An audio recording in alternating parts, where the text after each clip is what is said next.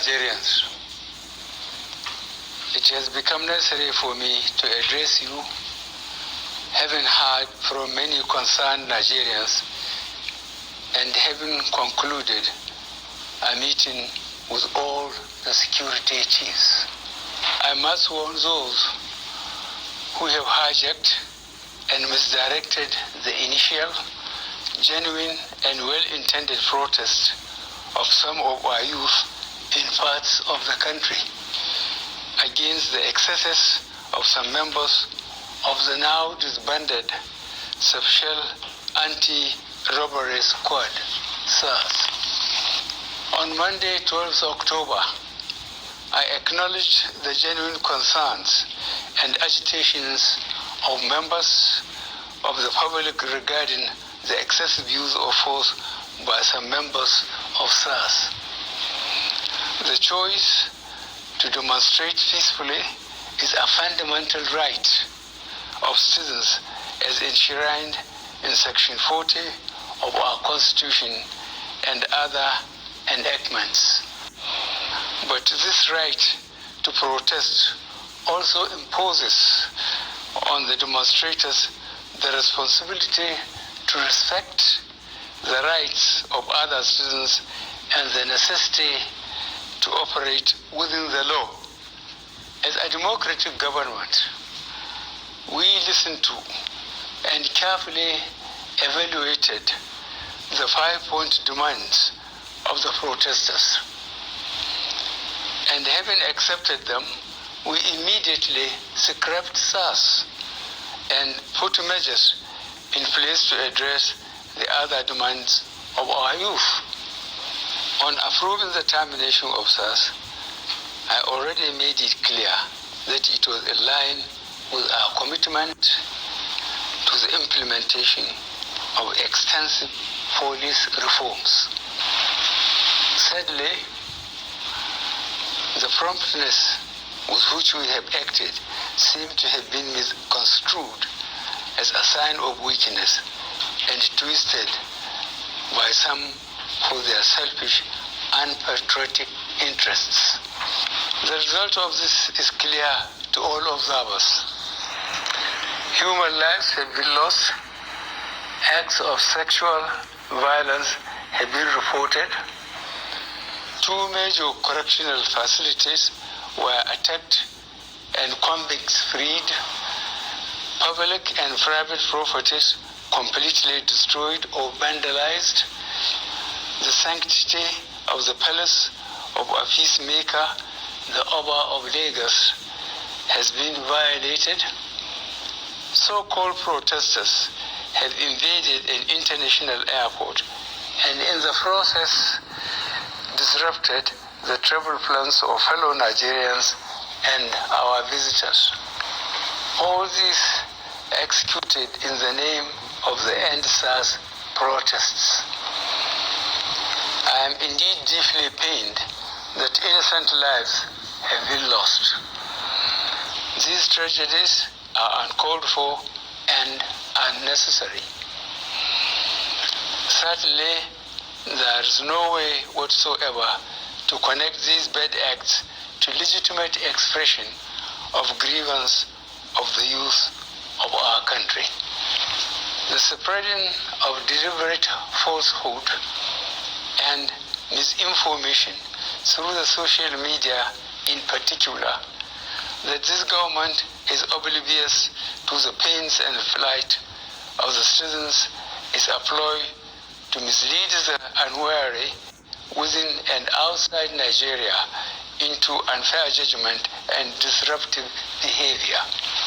On the contrary, both our deeds and words have shown how committed this administration has been to the well-being and welfare of citizens, even with the steadily dwindling revenues and the added responsibilities and restrictions due to the coronavirus pandemic.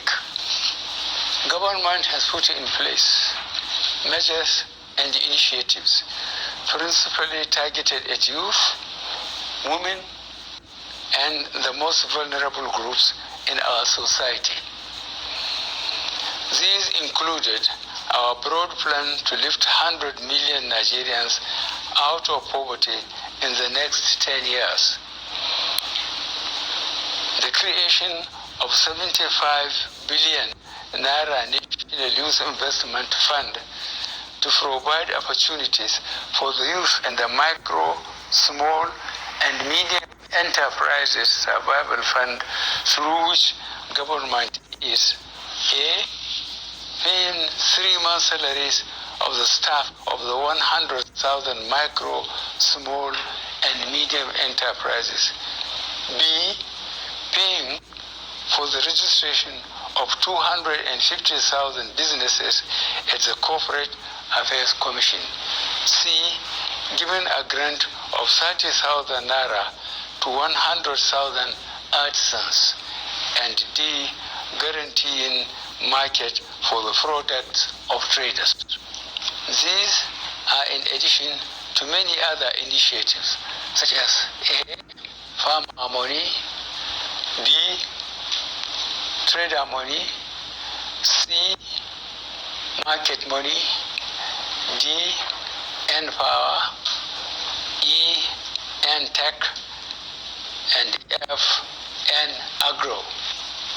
No Nigerian government in the past has methodically and seriously approached poverty alleviation like we have done.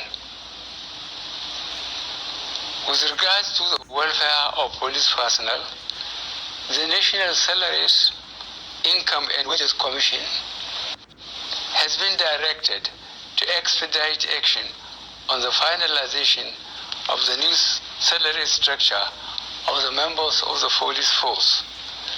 The emoluments of other paramilitary services are also being reviewed upwards. In order to underscore the importance of education in preparing youth for the future, this administration has come up with a new salary structure and other incentives for our teachers. Let me at this point reaffirm the federal government's commitment to preserving the unity of this country. We will continue to improve good governance and our democratic process, including through sustained engagement. We shall continue to ensure that liberty and freedom, as well as the fundamental rights of all citizens, are protected. But remember that government also has the obligation to protect lives and properties, as well as the right of citizens to go about their daily businesses freely and protected from acts of violence. To our neighbors in particular, and members of the international community, many of whom have expressed concern about the ongoing development in Nigeria, we thank you and urge you all to seek to know all the facts available before taking a position or rushing to judgment and making hasty pronouncements.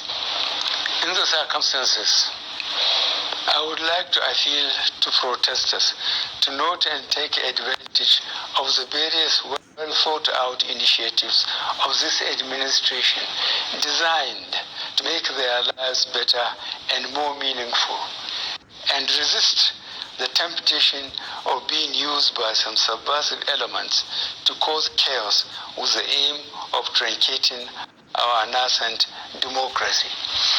For you to do otherwise will amount to undermining national security and the law and order situation. Under no circumstances will this be tolerated. I therefore call on our youth to discontinue the street protests and constructively engage government in finding solutions. Your voice has been heard loud and clear, and we are responding. And I call on all Nigerians to go about their normal businesses and to enjoin security agencies to protect lives and properties of all law-abiding citizens without doing harm to those they are meant to protect. Let me pay tribute to officers of the Nigeria Police Force who have tragically lost their lives in the line of duty. I would like to thank those state governors, traditional and religious leaders who have appealed for calm and restraint. I also thank youth leaders who have restrained their followers from taking the law into their hands. This government respects and will continue to respect all the democratic rights and civil liberties of the people, but it will not allow anybody or groups to disrupt the peace of our nation. Thank you all. God bless the Federal Republic of Nigeria.